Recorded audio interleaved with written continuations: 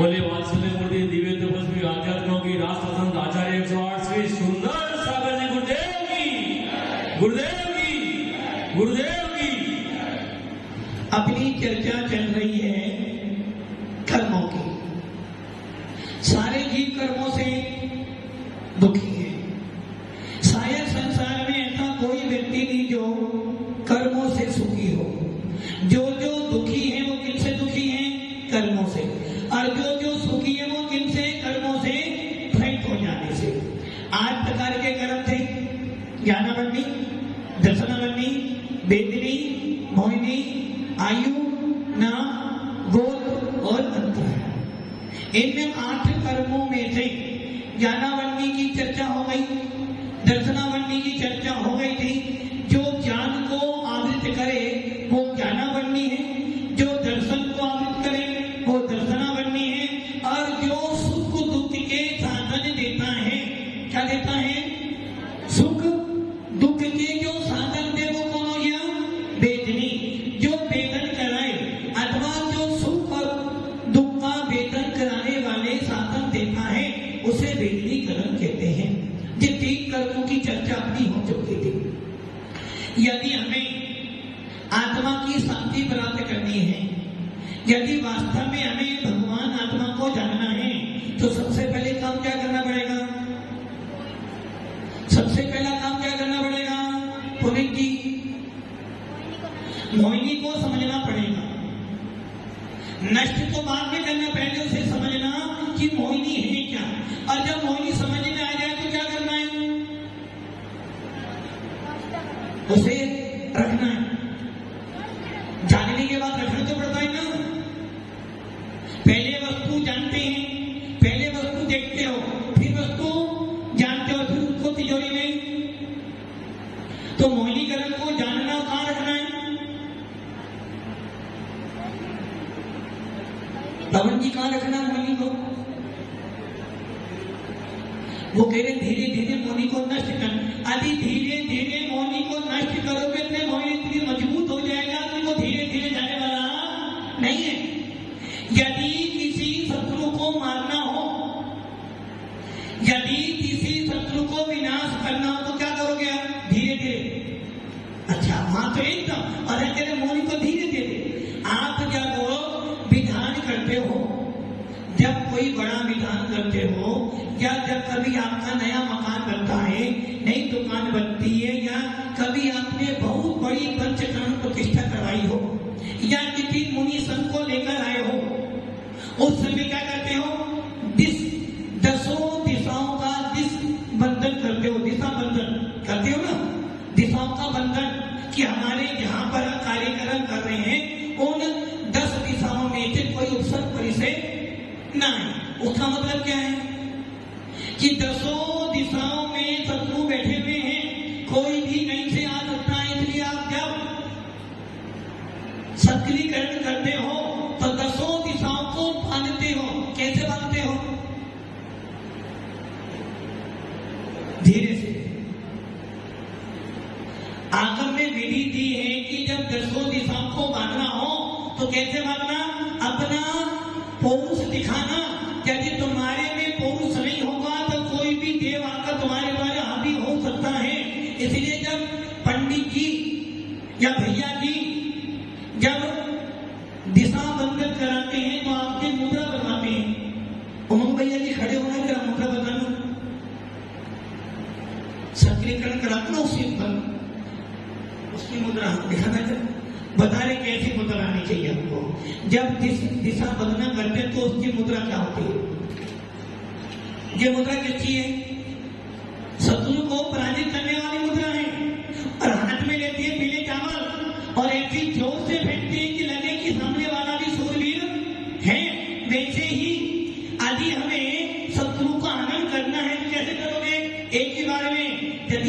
से मौका दे दिया।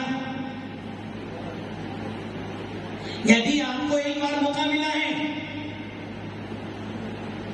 वरुण भैया एक ही बार मौका मिला है, दूसरा मौका मिलना नहीं, और आपने यदि एक बार के मौके में उसे छोड़ दिया तो दूसरी बार का बार वो तुम्हें करने नहीं देगा, वो तुमको ही। इसलिए शत्रु का विनाश करने के लिए बड़ी मजबूती से वार करना पड़ता है। वैसे ही हमारा शत्रु कौन है? ओनली मोहिनी है। शत्रु तो 8 है। कितने शत्रु? 8 ही। कितने शत्रु हैं? धर्मपाल की शत्रु तो 8 भी है, 148 भी है, 168 भी, और अर्थात लोक प्रमाण भी शत्रु हैं। कौन से शत्रु? वो शत्रु कहाँ रहते हैं? वो शत्रु कहाँ रहते हैं? शत्रु के शत्रु कहाँ रहते हैं? नहीं, आत्मा में तो ज्ञान, दर्शन, सुख, वीर्य, अनंत गुण संपन्न मेरी भगवान आत्मा है। कभी भी आपने ये नहीं सुना हुआ कि अनंत शत्रु वाली मेरी आत्मा है। क्या सुना है? अनंत गुणों की धारी मेरी आत्मा है। आत्मा में क्या है? आत्मा के अंदर क्या है? ज्ञान है, दर्शन है, सुख है, वीर्य है, अवगुण गुण है, अव्यावाद गुण है, और सचमक गुण है, अवधान गुण है। कितने गुण है? अनंत गुण संपन्न स्वरूपो हम, किंतु अनंत कर्म संपन्न स्वरूपो हम। ये तो नहीं सुना संतोष जी? लगता है सामवाड़ा में नए नए इतिहास बनेंगे, नया पुराण लिखोगे। जब भी आप शास्त्र पढ़ोगे तो उसमें यही मिलेगा, आत्मा कैसी है? ज्ञाता अधिष्ठा आत्मरा। मैं कहता हूं अनंत गुणों का स्वामी। और संतोष जी कितने शत्रु कहाँ रहते हैं? कौन से? अच्छा, मोह रूपी शत्रु रहते हैं। कहाँ रहते हैं? नहीं, आत्मा तो शत्रु है ही नहीं। आत्मा तो अनंत गुणों की धारी है।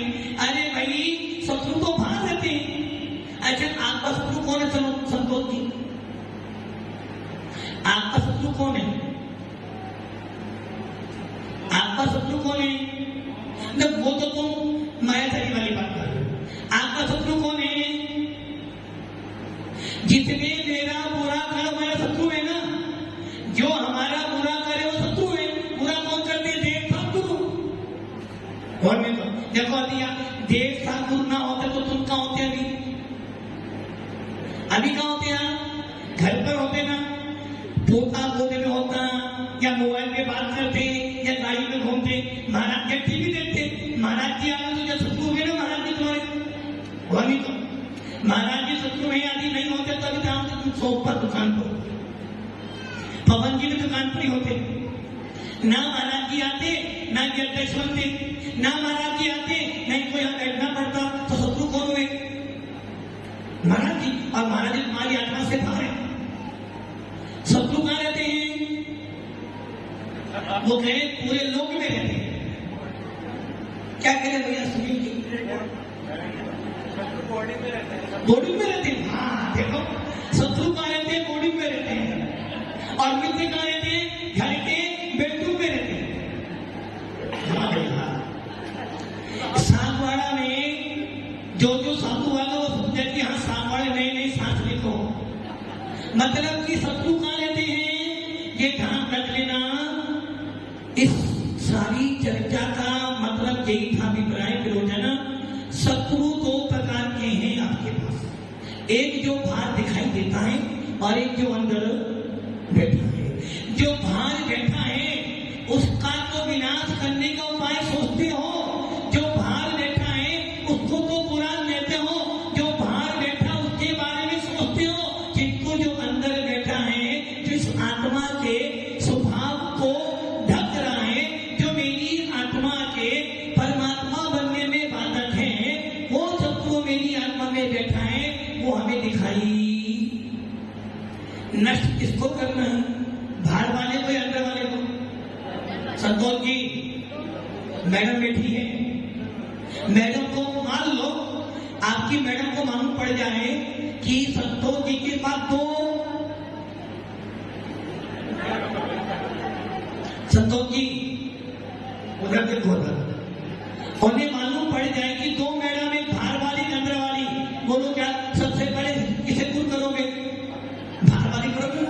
अंदर वाली तो लीगल है, अंदर वाली तो मैं साथ फिरे लेकर आया, लेकिन बाहर वाली, यदि बाहर वाली अंदर गई तो लड़ाई होगी ना, और अंदर वाली बाहर गई तो लड़ाई नहीं होगी। अंदर वाली बाहर जाएगी तो लड़ाई नहीं होगी, तो बाहर वाली अंदर तो लड़ाई निश्चित होगी। वैसे ही शत्रु तुम्हारे दो प्रकार के, बाहर वाला और एक अंदर वाला। बोलो सबसे पहले किसे भगाओगे, बाहर वाले को अंदर वाले? संतोष जी सुन लो, तुम क्या कह रहे हैं? पहले अंदर वाले को भगाना। अच्छा वो मैटर ना हो गया। हाँ मतलब कि दो हैं, दो हैं, ये बात समझेना। शत्रु तुम्हारे दो प्रकार के हैं, एक शत्रु बाहर दिखाई देता है और एक शत्रु अंदर बैठा है। जो बाहर बैठा है वो तुम्हारा बुरा भला नहीं कर सकता है। आचार्य स्टोक देश में पूज्य पास स्वामी कहते हैं, आचार्य पूज्य पास स्वामी जिनके पैर को धोने से लोहे का पात्र स्वर्ण का बन जाता था, ऐसे पूज्य पास स्वामी कह रहे भैया यदि शत्रु को नष्ट करना है, यदि तू शत्रु को नष्ट करना चाहता है, सबसे पहले अपने मोह को हटा दे। तो जिनका ज्ञान मोह से आच्छादित है, जिनका ज्ञान मिथ्यात्व से घर्षित है, वो कभी भी आत्मा को नहीं जान सकता है। शत्रु दो प्रकार का है, एक बाहर वाला और एक अंदर वाला। बाहर वाला कौन है? बाहर वाला एक इंद्रिय भी हो सकता है, पंच इंद्रिय भी हो सकता है, दो इंद्रिय भी हो सकता है, किंतु जो अंदर बैठा वो कौन है? वो तो पुंजन है, किंतु ऐसा अंदर बैठा है, ऐसा अंदर बैठा है कि उसके बिना मेरा काम चलने वाला नहीं। अब मान लो बाहर का शत्रु तुम्हें मारने आया, बाहर का शत्रु तुम्हें गाली देता है, बाहर का शत्रु तुम्हें दुर्वचन बोलता है, बाहर का शत्रु तुमको हानि पहुंचाता है, बार बार तुम्हें हानि पहुंचाता है। बोलो गलती किसकी हो रही है? बाहर वाले शत्रु की, अंदर वाले शत्रु की? मेहरबान की। बाहर तुम्हें दुख कौन दे रहा है?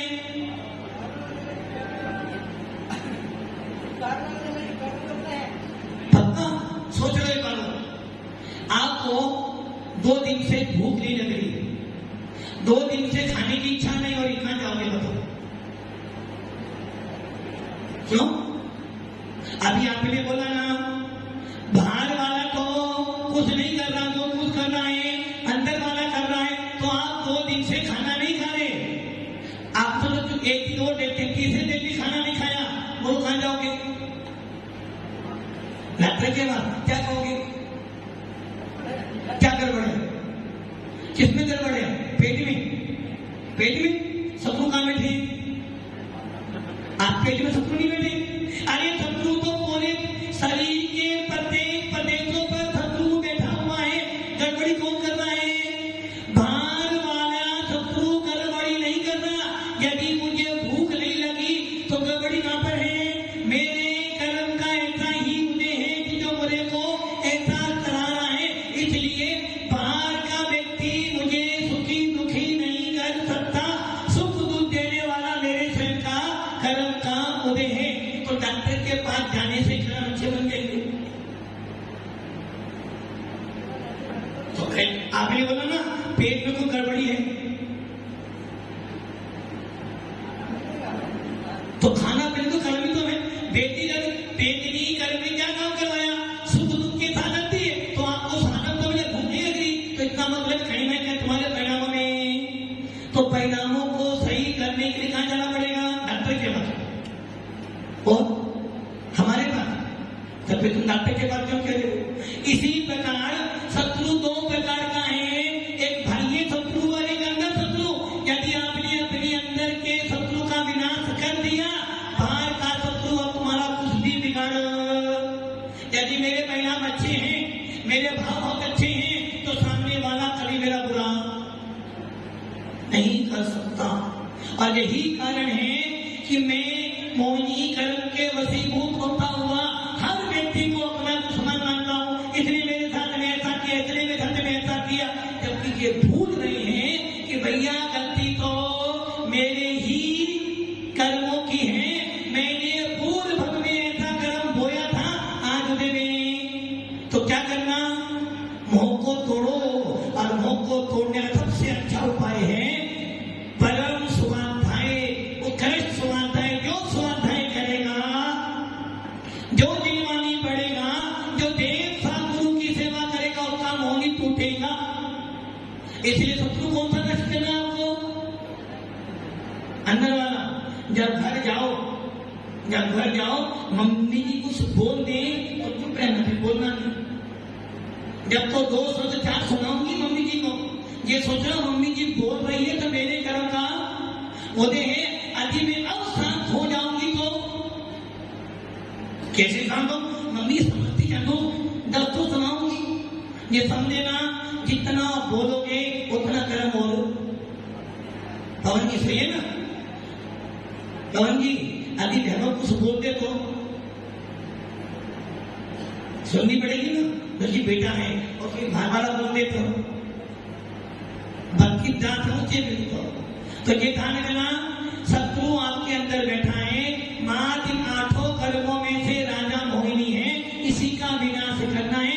और इसके 2 भेद मोहिनी के, दर्शन मोहिनी और चारित्र मोहिनी। जो दर्शन, जो श्रद्धा को बिगाड़े वो दर्शन मोहिनी, और जो चारित्र को बिगाड़े वो चारित्र मोहिनी। चारित्र मोहिनी के 25 भेद थे, दर्शन मोहिनी के 3 भेद, मिथ्यात्व, सम्यक मिथ्यात्व और सम्यक प्रकृति। आचार्य भगवंतों ने, आचार्य नेमिचंद सिद्धांत चक्रवर्ती देव ने अपने कर्म कांड में 14 स्थानों के नाम दिए हैं। उसमें पहला कौन सा? मिथ्यात्व। और वहां लिखा है कि ये सबसे बड़ा, ये गुलिस्तान सबसे ज्यादा खतरनाक है। मिथ्यात्व गुलिस्तान सबसे ज्यादा खतरनाक है। इसका मतलब तुम्हारा मिथ्या सबसे ज्यादा बुरा कर रहा है। और वो क्या बुरा कर रहा है, कैसे कर रहा है? मान लो किसी को पित्त ज्वर हो जाए। कौन सा ज्वर हो जाए? पित्त ज्वर। जानते हो पित्त ज्वर को? जिसमें पित्त निकलता था, कुछ भी खाओ पित्त बनता हो, खट्टा खट्टा सारा पानी मुंह में से बाहर आता। जिसको पित्त बढ़ जाए वो व्यक्ति भूखा प्यासा नहीं रह सकता है। इसलिए डॉक्टर कहता भैया पित्त बढ़ जाए तो क्या करना? घी पीना। और यदि पित्त बढ़ जाए तो क्या करना चाहिए?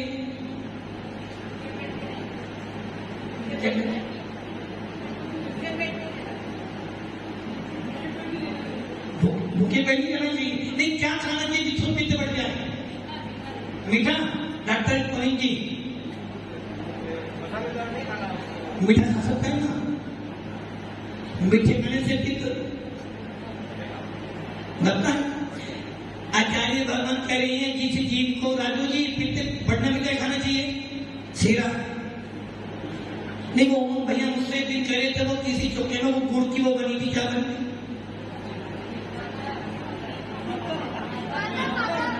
अब तुम भी जानो क्या बना था।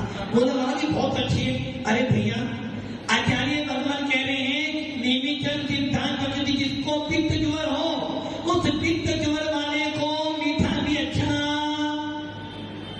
यदि पित्त ज्वर वाले को मीठा खिलाओगे तो सारा पीला पीला ही स्वाद आएगा, खट्टा स्वाद ही आएगा।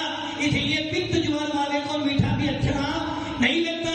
वैसे ही जिस जीव को मिथ्या रूपी पित्त ज्वर हो गया है, उसको सुनील जी, उसको क्या पूरे क्या? हाँ, उसको महाराज जी अच्छे हिंदी करें। जिसको पित्त ज्वर हो जाए उसको मीठा अच्छा नहीं लगता है। उसी प्रकार जिसको मिथ्या रूपी पित्त ज्वर हो गया है, उसको देव सद्गुरु अच्छे नहीं लगते। उसको धर्म करना अच्छा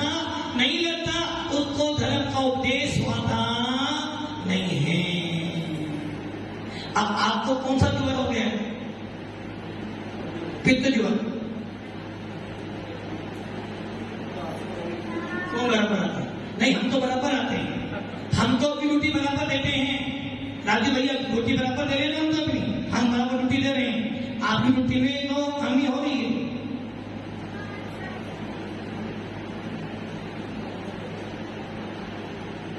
दिनेश जी, आपकी ड्यूटी में कमी हो रही, ड्यूटी हमारी बराबर है, सवेरे से लेकर रात तक ड्यूटी बराबर ही है। और राजू भैया, पवन भैया दोनों लिख भी रहे हैं महाराज की ड्यूटी कौन सी जाती, लिख भी रहे हैं।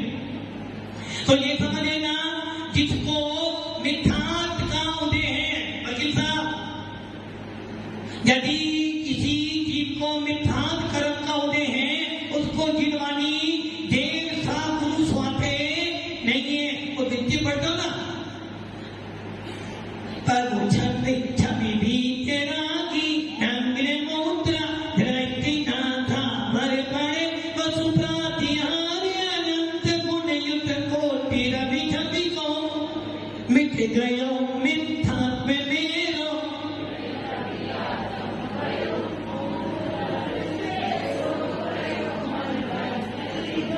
क्या कह रहे हैं? जैसे किसी निर्धन व्यक्ति को, कोई निर्धन व्यक्ति हो जिसको खाने पीने को नहीं मिलता हो, गरीब हो, 2-4 रुपए कमाता हो, अभी ऐसे निर्धन व्यक्ति को चिंता मणि रतन मिल जाए तो वो क्या समझता है? बहुत बड़ी निधि मिल गई। वैसे ही जिस जीव को मिथ्यात कर्म का उदय था, ऐसे जीव को जिनेंद्र देव अच्छे लगते नहीं थे। यदि वो जिनेंद्र देव के पास पहुंच जाए, दिगंबर साधु के पास पहुंच जाए, तो उसकी तीसरा छवि देखने से, डूंगरपुर जी, यदि किसी जीव को जिनेंद्र देव मिल गया तो वो सोचता है कि जितना मणि रत्न मिली थी वैसे ही मेरे को क्या मिल गया? मिथ्यात्व का विनाश करने के लिए वीतरा मुद्रा मिल गई, अब तो मेरा मिथ्यात्व टूट जाएगा। आचार्य कार्तिकेय स्वामी नाम सुना है ना? पवन जी नाम सुनो, सगाई नाम सुना? किनका? नहीं, देवी जी का नाम तो सुना है ना? कार्तिकेय स्वामी,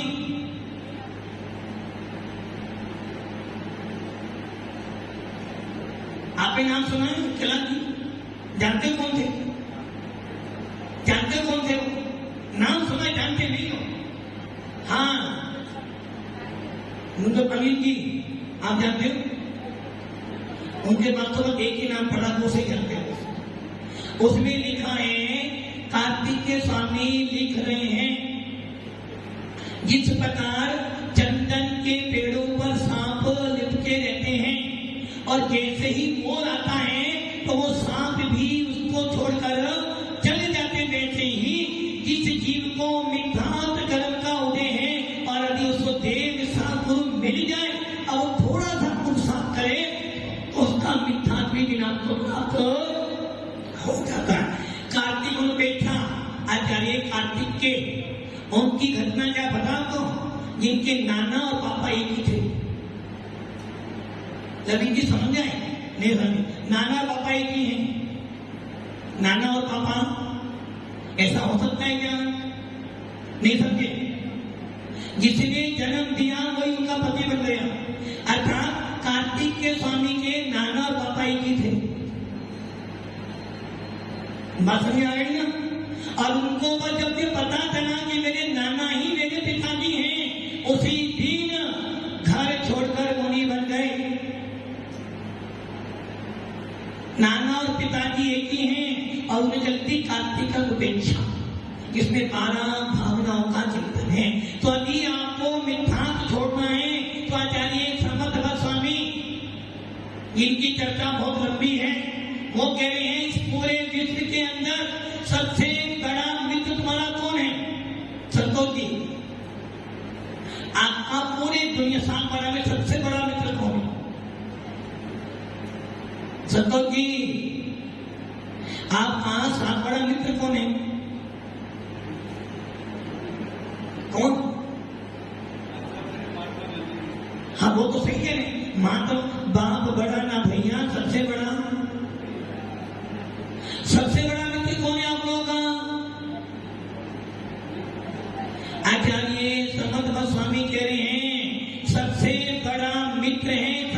दर्शन और सबसे बड़ा शत्रु है मिथ्यात्व।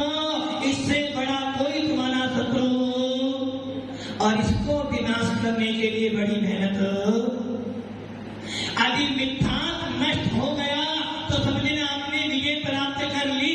और जब तक मिथ्यात्व न का उन्हें कितना ही दान पुण्य करना, कुछ भी होने वाला।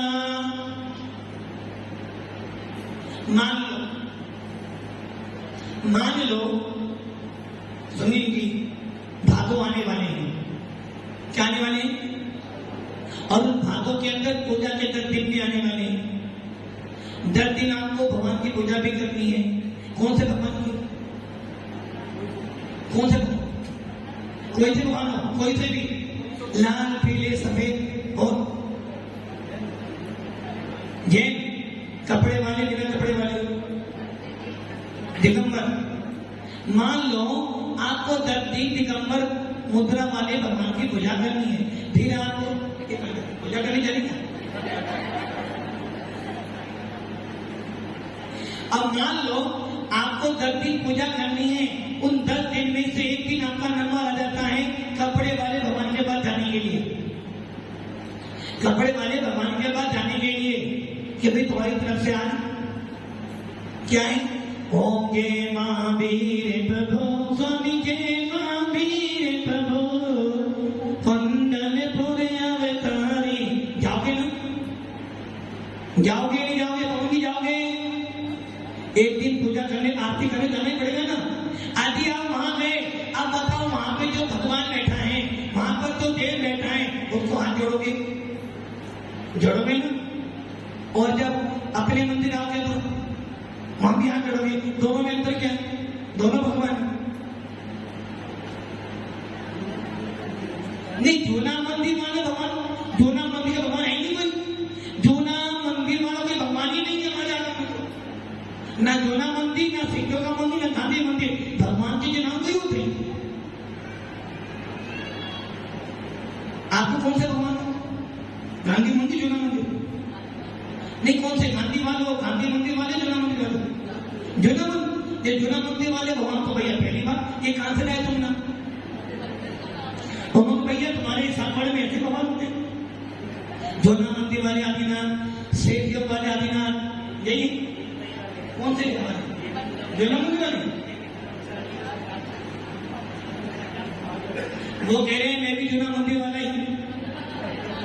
पहचान है भगवान की पहचान जूना मंदिर से नहीं होती। भगवान की पहचान चिन्ह से होती है। भगवान की पहचान वीतरागता से होती है। तो चारों मंदिर में से तुम्हारा मंदिर जूना वाले तुम्हारे हैं। जूना मंदिर वाले तुम्हारे हैं। और सेठिया वाले किनके? पीछे अच्छा मंदिर सबकी। एक दान कहना ये विशेषण हमारे भगवानों का नहीं। हमारे भगवान तो कौन से? सर्वज्ञ, हितोपदेशी और वीतरागी हैं। अब मान लो आपको 10 दिन जूना मंदिर जाना है, गांधी मंदिर जाना है, सिद्धों के मंदिर जाना है, योगनगिरी जाना है, कल, और एक दिन के लिए आपकी ड्यूटी लग गई है। भाई आपका नंबर है, आप ठिकाना कहाँ जाना है? उस मंदिर में जाना है जो कहते हैं कि भगवान महावीर ने विवाह किया है। जाओगे ना? जाते तो हो। अनंत चतुर्दशी के दिन तो हर मंदिर, धूप दशमी के दिन तो धूप खेले। ओम श्री आदिनाथ जिनेन्द्राय हरिचरण धारे धूपम विभांति। जाओगे ना? तो आदिनाथ के पास तुम पहले जूना मंदिर गए। आपने बोला है भगवान आपने अष्टकर्म नष्ट कर दिए, मेरे अष्टकर्म बचे हैं, इसलिए अष्टकर्म धारे धूपम विभांति। फिर एक गांधी मंदिर, फिर तुम गए सेठों के मंदिर, और फिर तुम गए कौन से मंदिर? कौन से मंदिर? फिर आपको कपड़े वाले मंदिर में गए। हमारे होना ओम श्री आदिनाथ जी ने अष्टकर्म धारे धूपम विभांति। अब चारों भगवान में मीटिंग कर ली अपनी। कौन से चारों भगवान? कपड़े वाले भगवान भी आ गए और श्रृंगार वाले भगवान। एक जूना मंदिर वाले भी आ गए, सिरकिया वाले भी आ गए, और गांधी मंदिर में बैठ गए, और योगनगिरी वाले चारों बैठ, 5 बैठ गए। 4 बोले भी हम तो 4 एक जाति नहीं है। तू भी वीतरागी, मैं भी वीतरागी, तू भी तो देसी, मैं भी तो देसी, और तू भी तो मैं भी। चारों का अपन एक तरफ हो जाओ। अब ये गाना कहां से आ गया? तो क्या करोगे? वो भाई तुम चारों कहते ना, अपन चारों वापस हो जाओगे। बस ये ध्यान रख लेना, यदि आपने वहां नमस्कार किया है, वहां आरती की है, वहां दान दिया है, तो आप मिथ्या दृष्टि हो, मिथ्या प्योर मिथ्या दृष्टि की।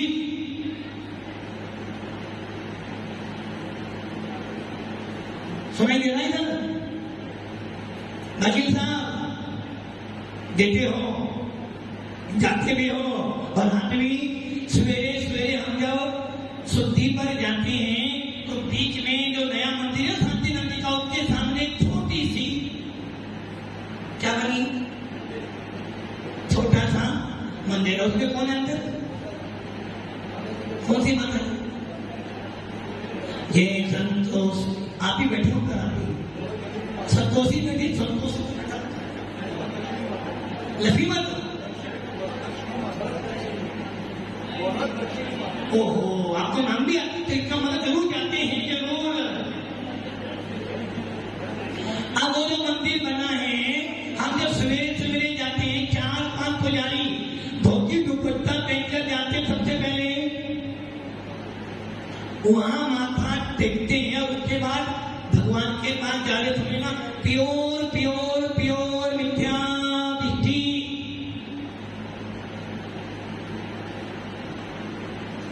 दुकान का मुहूर्त करते हो तो बताया था ना, गणेश की पूजा सबसे पहले करना, कि इनको जब दीपावली आती है तो साधना जी जय गणेश करते हो। कौन से गणेश, कौन से, क्या कौन करता? वो तो माता नहीं जब तक तुमने बोल रहा हूं, तुम क्या कर, अभी भी वही करोगे, दीपावली पर वही काम करोगे, जय गणेश देवा माता जाति पार्वती पिता महा, यही करोगे। सबने घोर मिथ्यात्व द्वारा, और जब तक ये मिथ्यात्व बैठा है, लक्ष्मी देवी मिलने वाली नहीं है, क्योंकि लक्ष्मी की प्राप्ति करनी है तो एक ही रास्ता है, वीतरागी मुद्रा को पूजना, तो अंतर की भी लक्ष्मी मिलेगी और बाहर की लक्ष्मी भी मिलेगी, यही मिथ्यात्व है। संतोष जी दुकान पर मिर्ची नहीं बांधते हो, नजर ना लग जाए, किसकी आपकी या भाई वाले की? अच्छा, आपकी नजर लगे तो खराब नहीं हो। बस ये सारी मान्यताएं मिथ्यात्व हैं। यदि आप भीतर दर्शन के अलावा कहीं भी माथा टेकते हो, घोर मिथ्यात्व है। और इस मिथ्या का फल क्या है? इस मिथ्या का फल है 0, क्योंकि आपने 7 दिन के भवन बांट दिए। अब आपके बाद तो आया, आपको हे राम जी, चलो भाई चलो, संतोष जी बुलाने जाना पड़ेगा भैया, बहुत दिनों से सेवा कर रहा। आपने कहा कि राम जी तो अभी आई नहीं, बोले हे हनुमान, तो राम जी तो वही तो क्या हनुमान जी आ गए, और हनुमान चले, बोले हे महावीर, तो हनुमान जी बाबू से महावीर आ गए। तो क्या करा आपने? आपकी श्रद्धा गलत है, और जब श्रद्धा गलत है तो आपका परिणाम गलत है, और परिणाम गलत होने से सारा काम, तो किसको सुधारना है? किसको सुधारना? मिथ्या को सुधारना है, श्रद्धा बदलनी है? क्या कह रहे? श्रद्धा बदलनी है, लगता कौन नहीं बदल गया? हम नहीं बदलने वाले, हम नहीं सुधरेंगे, सही है ना? चाहे दुनिया क्या करे, कौन? आप महाराज तो बदल जाएंगे, महाराज तो बदल ही जाएंगे। ये ढंग देना, आपका शत्रु और कोई नहीं, मिथ्यात्व है, और उसमें भी सबसे बड़ा शत्रु तुम्हारा बैठा है मिथ्यात्व। और जब तक मिथ्यात्व बैठा है तब तक तुम्हारा मोक्ष मार्ग प्रशस्त नहीं हो सकता है। तो मौनी कर्म के 2 भेद, दर्शन मौनी और अदर्शन मौनी में सबसे बड़ा शत्रु है मिथ्यात्व। अब क्या करना? नैना जी क्या करना? करती तोड़ना का। नैना जी आपका क्या है? मिथ्यात्व करना। मौन बता रहा है, जाते हो तो अब ये सोच लेना, नमोकार मंत्र बोलने का फल, आज हमें चौके में गए, हमारा हाल हुआ, उसके बाद 2 व्यक्ति आए, बोले महाराज जी हमारा जीवन भर के लिए मिथ्या का त्याग, दिगंबर मंदिर के अलावा, वीतराज शासन के अलावा कहीं भी नहीं जाऊंगा। इसका मतलब है कम से कम हमारी पढ़ाने से या माता जी पढ़ाने से कम यदि एक व्यक्ति ने भी त्याग किया तो हमारी मेहनत को, नैना जी नहीं, आपकी मेहनत को खड़ा देगी। ये समझ लेना, यदि आप मुनियों को दान देते हो और फिर मिथ्या का पोषण करते हो तो आप कभी भी फल की जाते तो हो, आप तो नहीं है, जाते तो हो, काम पड़े तो कौन जाता नहीं, हम तो जाते ही नहीं। यदि जाते हो तो ऐसे व्यक्तियों से हार नहीं लेना चाहिए। मैं नहीं कह रहा हूं, कौन स्वामी कह रहे हैं मिथ्या दृष्टि से हार नहीं ले। अरे मैं आपको अभी आगे से नहीं पढ़ा रहा हूं, तो तुम्हारे टीचर आने वाले, इसलिए आगे, वरना इसकी चर्चा बहुत लंबी है, बहुत लंबी चर्चा इसकी। और जब तक ये ठीक नहीं होगा आपका जीवन ठीक होने वाला। एक व्यक्ति रात्रि भोजन करता है, एक व्यक्ति डेली रात्रि भोजन करता है, वो तो सर्वे दृष्टि मिथ्या दृष्टि है। पीयूष जी, मिथ्या दृष्टि सर्वे दृष्टि,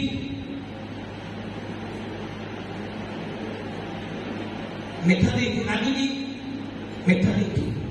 एक व्यक्ति रात्रि भोजन नहीं करता है किंतु सोच रहा है अभी मैं भी रात में खाने का अच्छा होता, सर्वे दृष्टि मिथ्या दृष्टि। जो रात में खा रहा हो सोच रहा है भगवान यदि भी रोटी 6 बजे हो जाए तो मैं दिन में खाऊं, मैं भी महाराज के पास जब बोलूं मिथ्या दृष्टि सर्वे दृष्टि तो आप तो बोलोगे रात में खाने वाला हो सकता है सर्वे दृष्टि हो, और मुनियों के पास बैठने वाला हो सकता है मिथ्या दृष्टि हो, क्योंकि भाव तुम्हारे मुनियों के पास बैठा तो मैं निंदा करने के लिए, और एक दुकान पर बैठा कह रहा भगवान मेरा भी कौन सा पाप कर्म का होता है, मुझे यहाँ बैठना पड़ रहा है, हे भगवान कुछ ऐसा करो कि मैं महाराज के प्रवचन में जाऊं, क्लास में जाऊं। बोलो कौन है वो? बस इसलिए मिथ्या और सम्यक क्रियाकांड से नहीं, तुम्हारे परिणामों से, तुम्हारे भावों से। इसलिए हम सब मिथ्या को छोड़ने का प्रयास क्या करें, प्रयास करें। यदि प्रयास करते हो तो अभी जैन, अभी सम्य दृष्टि तो नहीं हो, गुणस्थान कौन सा अभी मतलब तुम्हारा पहला है छोटा, पहला है या पहला भी नहीं है? संतोष जी पहला है, अनिल जी पहला गुणस्थान है छोटा, अनिल जी छोटा तुम्हारा, सोच लो छोटा का मतलब छोटा गुणस्थान नहीं कि पहले से छोटे में छोटे गुणस्थान के लिए बड़ी मेहनत करनी पड़ेगी। लालच दे, लोभ दे, डर दे, अरे कोई तलवार लेकर भी आ जाए, तलवार लेकर भी आ जाए, कौन है तू? जैनों में कौन सा जैन? दिगंबर जैन। तेरा धर्म काल को बोल, मैं दिगंबर जैन नहीं हूं, क्या करोगे? सम्य दृष्टि तो भी रहता था, जना कट कटे, किंतु जिन शासन के प्रति तो समर्पित रहना उसे कहते हैं सम्य दृष्टि। तो अपने सम्य को मजबूत करो, मिथ्या का त्याग करो, ओम नमः शिवाय।